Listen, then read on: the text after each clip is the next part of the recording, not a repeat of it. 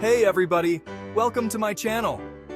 Today we're diving deep into something we all do every single day, talking. It seems like it should be easy, right? Well, sometimes it is, but sometimes it can be a little tricky.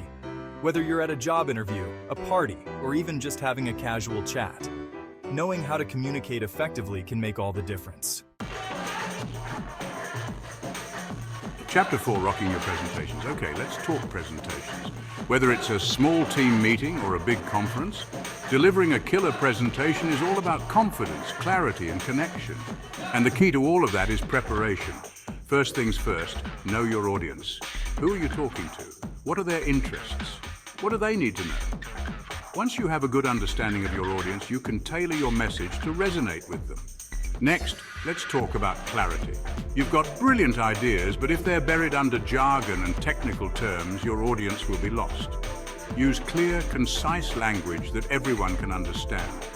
Think of it like you're having a conversation with a friend. You wouldn't bore them with complicated industry lingo, would you? Now let's talk about engagement. You've got their attention, you're speaking their language, but how do you keep them hooked? Think back to your favorite teachers or speakers. Chapter 5.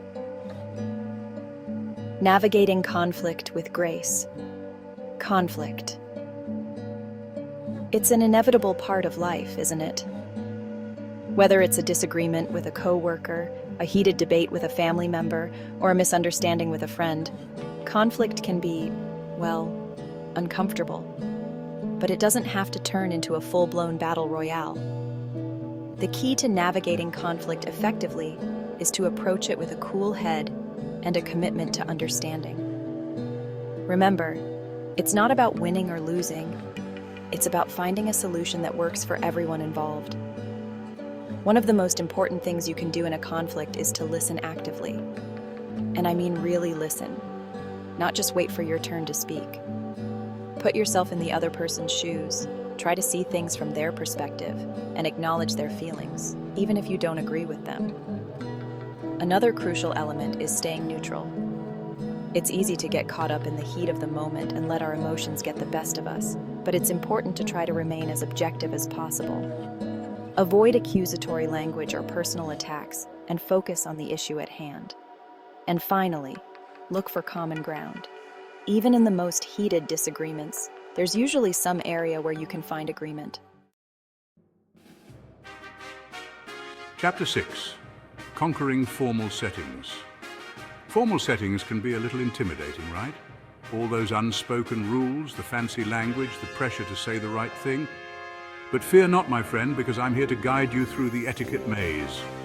First things first, let's talk about language. In formal settings, it's generally best to err on the side of formality. Avoid slang, jargon, or overly casual expressions.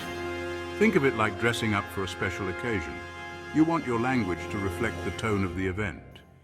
Now let's talk about respect.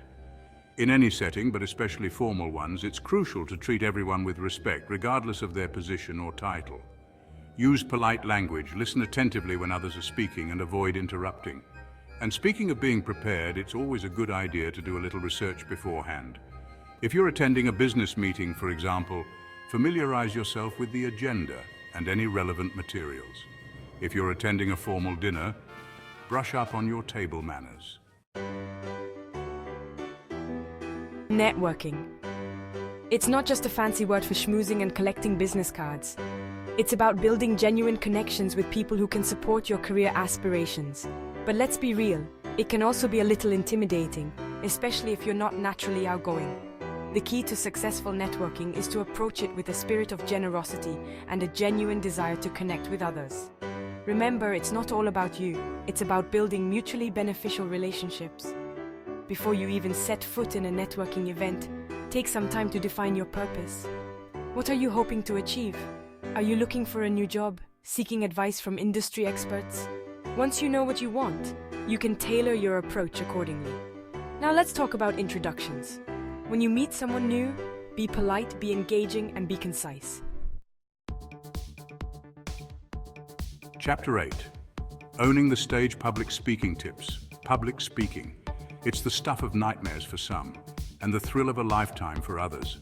But whether you're a seasoned pro or a first-timer, the key to delivering a captivating speech is all about preparation, presence, and passion. First and foremost, know your material inside and out. Practice, practice, practice until you're comfortable speaking naturally and confidently, even without relying on your notes.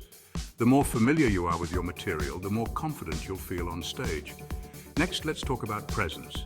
The moment you step on that stage, all eyes are on you. Stand tall, make eye contact with the audience, and project your voice with confidence. Remember, you're the expert on your topic, and the audience is there to hear what you have to say. And finally, let's talk about passion. Enthusiasm is contagious. If you're passionate about your topic, it will shine through in your delivery and captivate your audience. Chapter 9. Being a supportive friend. Life throws curveballs sometimes, doesn't it? When we see our loved ones going through tough times, it's natural to want to offer comfort and support. But sometimes, knowing the right words to say can feel impossible. Here's the thing. When it comes to supporting someone who's hurting, sometimes the most powerful thing you can do is simply listen. Let them know that you're there for them, that you care, and that they don't have to go through this alone. Resist the urge to offer unsolicited advice or to try to fix their problems. Sometimes people just need a safe space to vent their emotions and process their experiences without judgment. Chapter 10. Keeping your cool in emergencies. Emergencies. They happen when we least expect them, and they can be incredibly overwhelming. In those high-pressure moments, knowing how to communicate clearly and effectively can literally mean the difference between life and death. The most important thing in an emergency is to stay calm. Easier said than done, right? But take a deep breath and remind yourself that panicking won't help anyone. The calmer you are, the better equipped you'll be to assess the situation and take appropriate action. Once you've taken a moment to collect yourself, it's time to assess the situation.